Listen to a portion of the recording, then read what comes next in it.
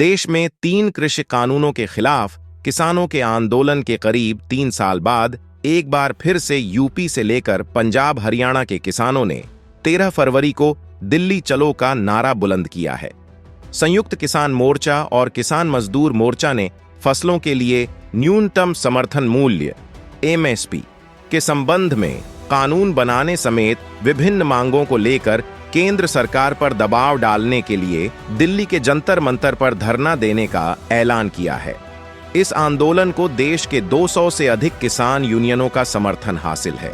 किसान एमएसपी के लिए कानूनी गारंटी के अलावा स्वामीनाथन आयोग की सिफारिशों को लागू करने, किसानों और खेतीहर मजदूरों के लिए पेंशन, कृषि ऋण माफी, पुलिस मामलों को वापस लेने और लखीमपुर खीरी हिंसा के पीड़ितों के लिए न्याय की भी मांग कर रहे हैं।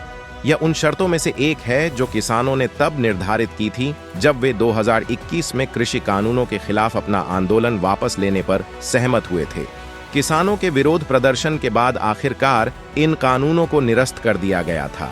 किसानों के फिर से प्रदर्शन को देखते हुए केंद्र ने किसान यूनियनों की मांगों पर चर्चा के लिए 12 फरवरी को उन्हें एक और बैठक के लिए आमंत्रित किया है।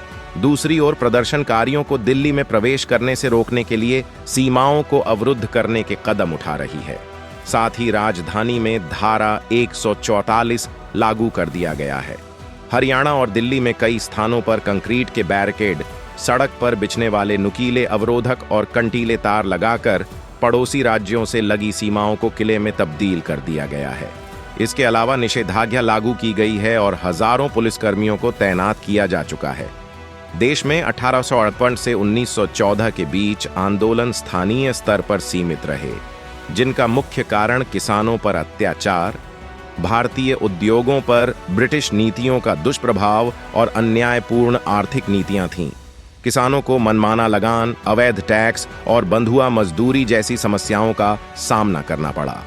इसके विरोध में किसानों ने वक्त वक्त पर आंदोलन किए। इसी क्रम में 1920 से 1940 के बीच कई किसान संगठनों की स्थापना हुई, जिनमें बिहार प्रांतीय किसान सभा और अखिल भारतीय किसान सभा प्रमुख थे। इन संगठनों ने जमींदारी प्रथा के खिलाफ आवाज उठाई। 1858 और 1947 के बीच भारत में किसान आंदोलनों ने कई चरणों में विकास किया। 1914 से पहले ये आंदोलन लोकलाइज्ड, असंबद्ध और विशेष शिकायतों तक सीमित थे। 1914 के बाद गांधी जी के नेतृत्व में आंदोलन राष्ट्रवादी चरण में प्रवेश कर गए। 1914 से पहले के आंदोलन नील विद्रोह। बंगाल में नील की खेती करने वाले किसानों ने यूरोपीय बागान मालिकों के शोषण के खिलाफ विद्रोह किया। पाबना आंदोलन। पूर्वी बंगाल में जमींदारों ने लगान और टैक्स बढ़ाए तो किसानों ने आंदोलन किया। दक्कन विद्रोह।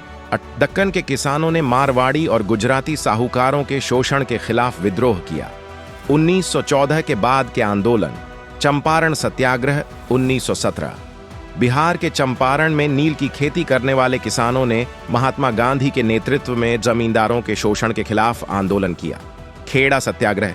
1918 गुजरात के खेड़ा में किसानों ने सूखे के बावजूद भू राजस्व माफ करने से सरकार के इनकार के खिलाफ आंदोलन किया।